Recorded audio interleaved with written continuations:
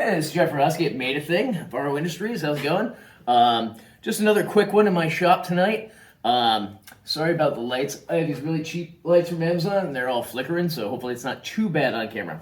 Anyways, a couple months ago, I got a piece of I-beam with some 2x4s on the side as an anvil, and with it they sent these things, which are 6 by 1.5 inches.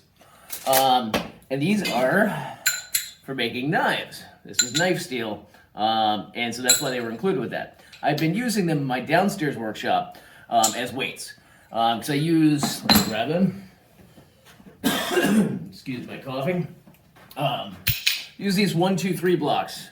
They're 1 inch by 2 inches by 3 inches. They're used for machining. And sometimes they have holes in them, sometimes they're just solid blocks like this. These are great for holding down products, just leather and stuff like that when you're working on it. We need something flat to work with.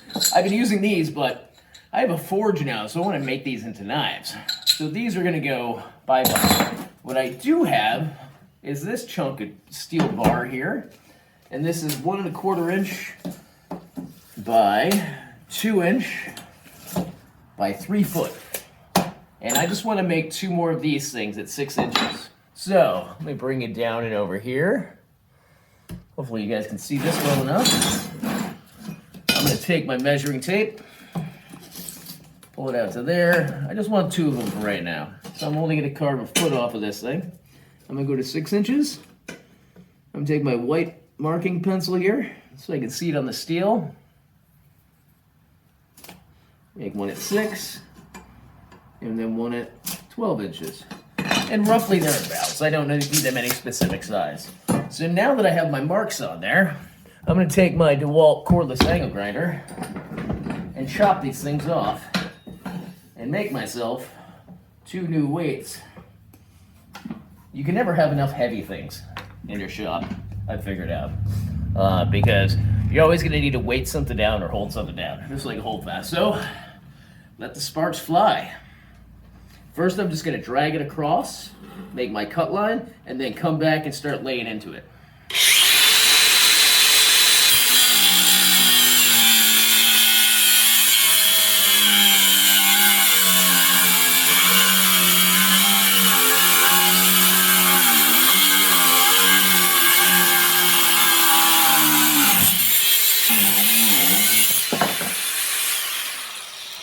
Uno.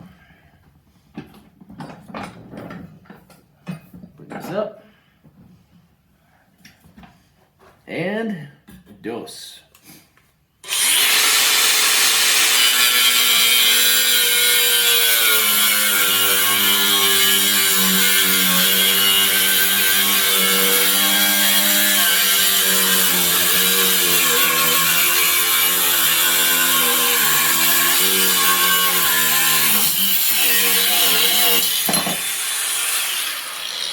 Voila! There we have our 2 chunks of 6-inch steel. Now you can see the edges are kind of ugly. Let's bring this over to the grinder. All right, here we over at my grinding wheel. You can see here, actually, what I'm going to do.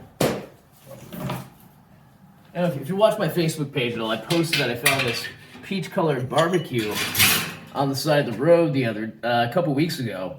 And I figured out the perfect purpose for it. With the grate on it, I can hold pieces on it, and then also use this as a spark catcher for the grinder. So let's turn this puppy on. I'm going to put on some gloves, because these things get really hot on the grinder, I found out.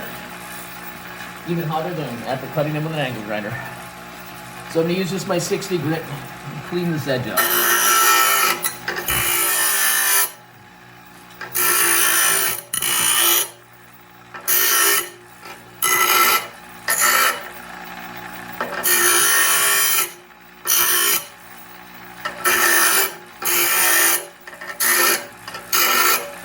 There we go. There's one.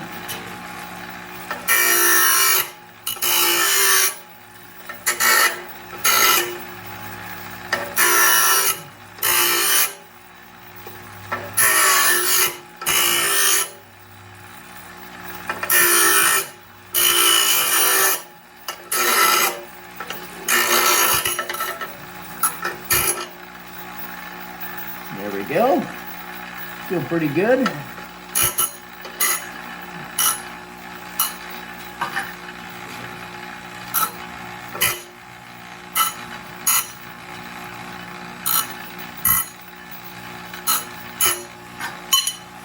And there we go. There's our two little weights there for our pieces of steel bar. Easy to process and able to do by yourself. So that's that. I have my new two weights, and these can be saved for forging knives, which will come soon, hopefully. Nope, you can't see me, Kenny. There we go. Step back here. Nope, that's not working. How about I do this? And hopefully my video doesn't shut off this time, because it really sucks when it does that. There we go.